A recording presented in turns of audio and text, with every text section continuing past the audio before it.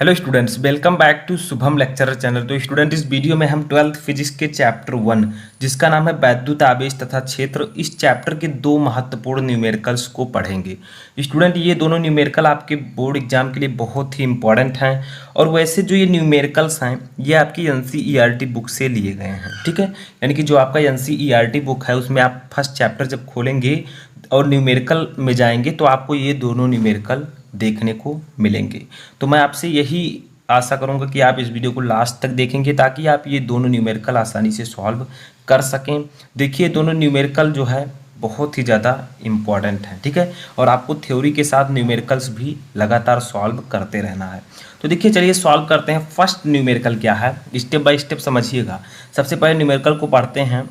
2 microcoulomb, mu C का मतलब microcoulomb, ठीक है, का कोई बिंदु आवेश किसी किनारे पर 9 सेंटीमीटर किनारे वाले किसी घनीय गौसीय पृष्ठ के केंद्र पर स्थित है। पृष्ठ से गुजरने वाला नेट फ्लक्स क्या होगा। यानी कि बहुत ही सिंपल है, आपसे कहा जा रहा है कि 2 माइक्रोकुलाम का कोई बिंदु आवेश है, ठीक है, वो क्या है 9 सेंटीमीटर किनारे वाले घनीय गौसीय पृष्ठ के केंद्र पर स्थित है।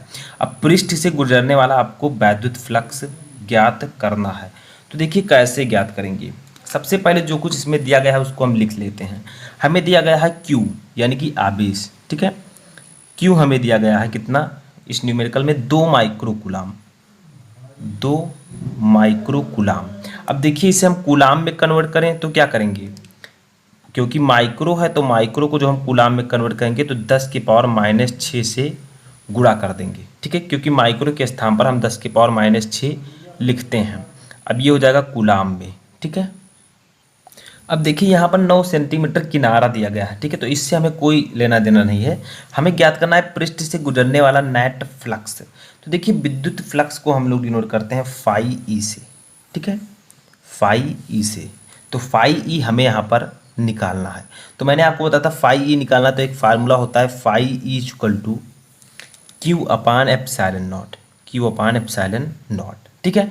लेकिन हमें यहाँ पर एप्सिलॉन नॉट नहीं दिया गया है, तो वो दिया हो या ना दिया हो आपको पता होना चाहिए कि जो एप्सिलॉन नॉट, इसको हम कहते हैं निर्वात की विद्युतशीलता, ठीक है।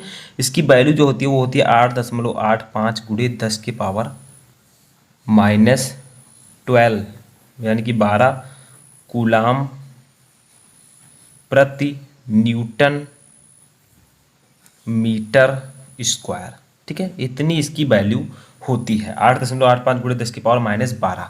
अब देखिए हम यहाँ पर क्या करेंगे, इसी फार्मूले पर लगा देंगे, आपका वैद्युत फ्लक्स ज्ञात हो जाएगा।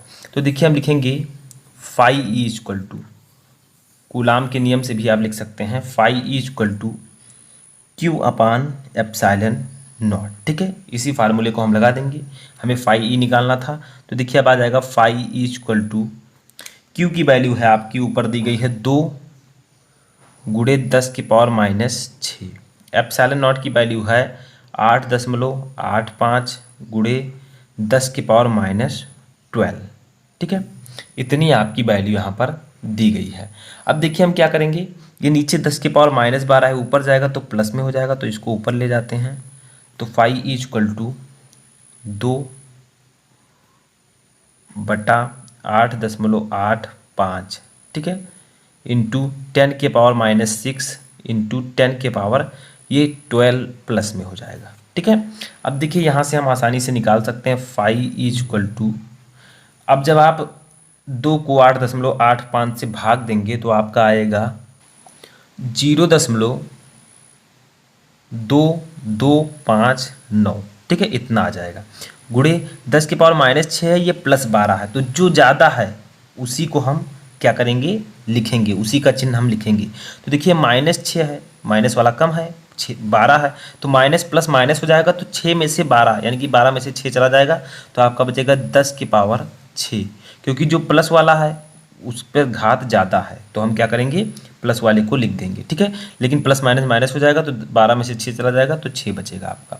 अब देखिए यहाँ पर हम क्या करेंगे, फाई इक्वल टू, इसको हम लिख सकते हैं, आप लोगों ने पढ़ा होगा 0.22। अब देखिए 5 को हम डायरेक्टली 6 लिख सकते हैं, क्योंकि 5 वाली गिनती जो 9 है ये 5 से बड़ी है। अगर इसके पीछे की गिनती 5 से बड़ी है तो हम 1 इसमें बढ़ा सकते हैं, ठीक है।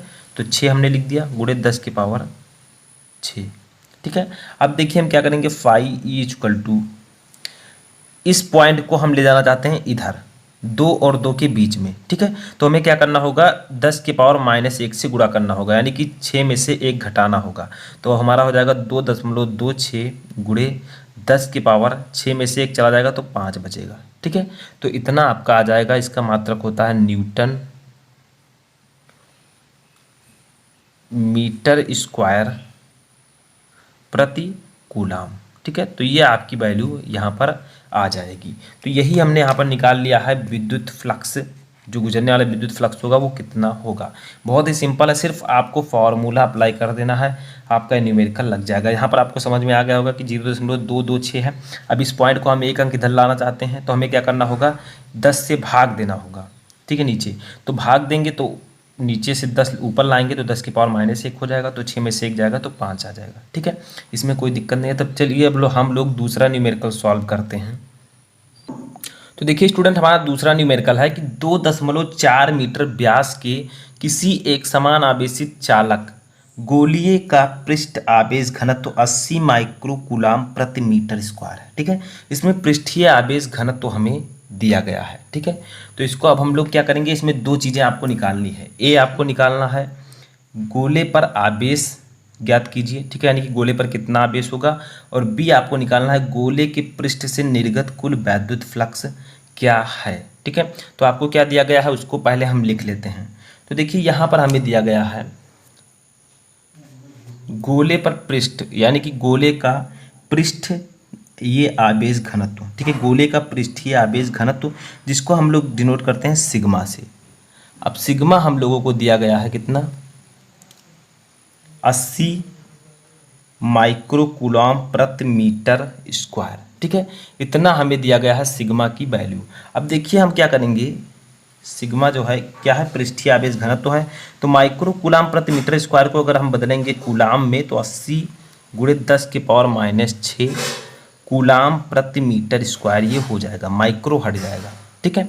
अब हमें क्या दिया गया है यहाँ पर, अब हमें डायरेक्टली निकालना है गोले पर कितना आवेश होगा, यानी कि गोले पर हमें क्यू निकालना है और निकालना है बी वाला गोले के पृष्ठ से कुल निर्गत वैद्युत फ्लक्स फाई ई, ठीक है। ये दोनों हमें इसमें निकालने हैं, हमें सिर्फ पृष्ठीय आवेश घनत्व दिया गया है। तो देखिए हम इसको किस प्रकार से सॉल्व करेंगे। तो मैंने आपको पृष्ठीय आवेश घनत्व का एक फार्मूला बताया था, ठीक है। पृष्ठीय आवेश घनत्व सिग्मा इक्वल टू, मैंने आपको कहा था Q/A होता है, ठीक है, Q/A होता है। ये फार्मूला मैंने आपको बताया था कि सिग्मा इक्वल टू Q/A, जहाँ सिग्मा है पृष्ठीय आवेश घनत्व, Q है आवेश, A है क्षेत्रफल, ठीक है। अब यहाँ से अगर हम Q निकालें, मान लीजिए इस Q को अगर लाएं तो इन दोनों का आपस में गुणा हो जाएगा, तो ये हो जाएगा सिग्मा A, ठीक है। अब यहाँ से हम Q निकाल लेते हैं, तो Q इक्वल टू, देखिए सिग्मा की वैल्यू तो हमें यहाँ पर दी गई है 80 गुणे 10 के पावर -6 गुणे ए की वैल्यू हमें नहीं दी गई है। तो ए क्या है, क्षेत्रफल है, और दिया क्या गया है, गोला दिया गया है, ऊपर आप लोग क्वेश्चन में देख सकते हैं, ठीक है। गोलीय है ये पृष्ठ, तो हम क्या करेंगे, गोलीय पृष्ठ का जो क्षेत्रफल होता है वो होता है A equal to 4πr square, 4πr square. ये याद रखिएगा कि गोले का जो क्षेत्रफल होता है वो होता है 4πr स्क्वायर। तो हम लोग यहाँ पर अप्लाई कर देंगे, तो देखिए 4πr स्क्वायर, ठीक है। अब हम लोग क्या करेंगे, चलिए इधर सॉल्व कर लेते हैं थोड़ा सा। Q इक्वल टू क्या दिया गया है, 80 गुणे 10 की पावर -6 गुणे 4πr स्क्वायर। देखिए स्पेस कम था इसलिए मैंने इधर लिख दिया है, तो उससे कोई दिक्कत नहीं होगा, ठीक है। अब देखिए Q इक्वल टू आपका आ जाएगा 80 गुणे 10 के पावर -6 गुणे 4 इंटू पाई की वैल्यू कितनी होती है सभी को पता है, 3.14, ठीक है। तो हम लिख देंगे 3.14 गुणे आर, आर क्या है आपका, आर है त्रिज्या, ठीक है। तो त्रिज्या हमें कितनी दी गई है, यहाँ पर हम लोग निकाल सकते हैं, देखिए 2.4 मीटर व्यास है गोले का, ठीक है। तो यहाँ से हम लोग क्या करेंगे, व्यास दिया गया है हमें, सॉरी इसको हमने पहले नहीं नोट किया, तो व्यास दिया गया हमें 2.4 मीटर, ठीक है। अब अगर हम यहाँ से त्रिज्या निकालें आर, तो त्रिज्या इक्वल टू होता है व्यास बटा 2, ये फार्मूला होता है। तो हम क्या करेंगे 2.4 बटा 2 कर देंगे, तो आर आपकी यहाँ पर निकल आएगी, आर हो जाएगा 1.2 मीटर। ठीक है, देखिए 2.4 से अगर हम 2 से भाग देंगे 2.4 को, तो आपका 1.2 मीटर आएगा। ठीक है, तो अब हम यहाँ पर आर की वैल्यू अप्लाई कर देते हैं, तो आर की वैल्यू हो जाएगी 1.2 का होल स्क्वायर। ठीक है, अब यहाँ से सॉल्व कर लेंगे, क्यू इक्वल टू यहाँ पर 80 ऐसे रहेगा, गुणे 10⁻⁻6 गुणे 4 का इससे गुणा कर देंगे हम लोग। ठीक है, 4 गुणे 3.14, तो ये जब आप गुणा करेंगे 3.14 का 4 से, तो आपका आ जाएगा 12.56 गुणे 1.2 का स्क्वायर कर देंगे, तो 1.2 को हम क्या लिख सकते हैं, 1.2 गुणे 1.2, तो आपका आ जाएगा ये 1.44। ठीक है, अब इन सभी का आपस में हम क्या करेंगे, गुणा कर देंगे, तब आपका जो है ये वैल्यू आसानी से फाइंड आउट हो जाएगा। तो हम क्या करेंगे 80 गुणे 12.56 गुणे 1.44, इन सबको इकट्ठा कर लेंगे और 10⁻⁻6 कर देंगे। अब देखिए इन तीनों का आपस में हम गुणा कर लेते हैं, 80 गुणे 12.56 गुणे 1.44। तो देखिए जब आप इन तीनों का आपस में गुणा करेंगे, ठीक है, 80 गुणे 12.56 गुणे 1.44, तो जो आपकी वैल्यू आएगी वो कितनी आएगी, तो देखिए आपकी वैल्यू आ जाएगी 1446। ठीक है, 1446 अप्रॉक्सीमेट इतना आपका आएगा, और ये 10⁻⁻6 ऐसे ही रहेगा। ठीक है, अब देखिए इसको सॉल्व कर लेते हैं। अब देखिए हम क्या करेंगे इसको, अगर मान लीजिए हमें यहाँ पर एक के बाद पॉइंट को लाना है, देखिए हम लेफ्ट की तरफ जा रहे हैं, तो एक के बाद अगर पॉइंट को लाना है तो हम लिख सकते हैं 1.446 गुणे 10⁻⁻3, और क्या करेंगे जितने अंक हम इधर लेफ्ट गए हैं, 1 2 3 अंक गए हैं, तो हम क्या करेंगे फॉर इसको 10⁻⁻6 रहने देंगे, और 10⁻3 हम क्या करेंगे गुणा कर देंगे, क्योंकि हम 3 अंक लेफ्ट गए हैं। ठीक है, तो 10⁻3 से गुणा करना होगा। अब देखिए क्यू इक्वल टू आपका हो जाएगा, इसको हम लिख सकते हैं 1.4,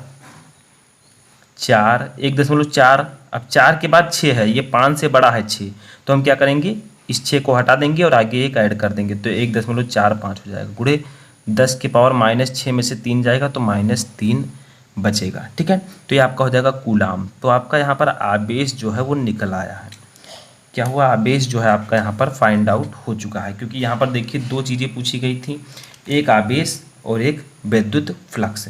तो अब हम फाई ई निकाल लेते हैं इसी की सहायता से। तो देखिए हम बी वाला क्या करेंगे, फाई ई की वैल्यू निकालेंगे।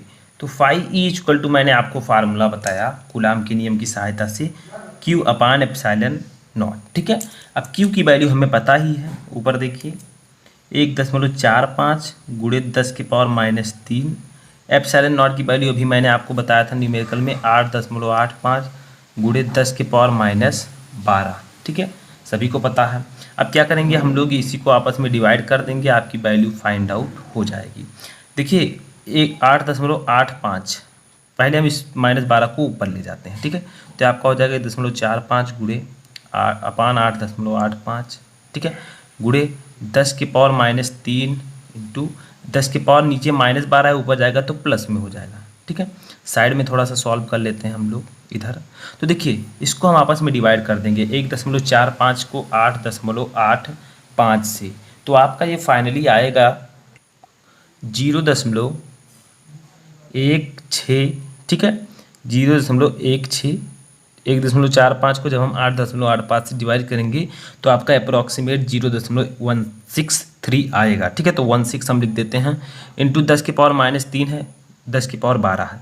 तो मैंने आपको बताया कि जो गिनती बड़ी है, जैसे 10⁻12 है, ये घात बड़ा है और माइनस वाला घात छोटा है। ठीक है, तो जो बड़ा है उसी का हम चिन्ह लिखेंगे, लेकिन माइनस और प्लस माइनस हो जाएगा, तो 12 में से 3 चला जाएगा तो 9 बचेगा, लेकिन प्लस में तो 10⁻9 बचेगा। ठीक है, अब हम लोग क्या करेंगे, फाई ई इक्वल टू लिख सकते हैं इसको 0.16 को हम लिख सकते हैं 1.6, 1.6, लेकिन 1.6 तो हम लिखेंगे, इसको हमने 1 और 6 के बीच में इस दशमलव को हमने लाया है, तो एक अंक हमने राइट लाया है, तो क्या करेंगे यहाँ से 1 कम हो जाएगा, तो 10 में से 9 में से 1 चला जाएगा, तो आपका बचेगा 8। ठीक है, तो आपका इतना न्यूटन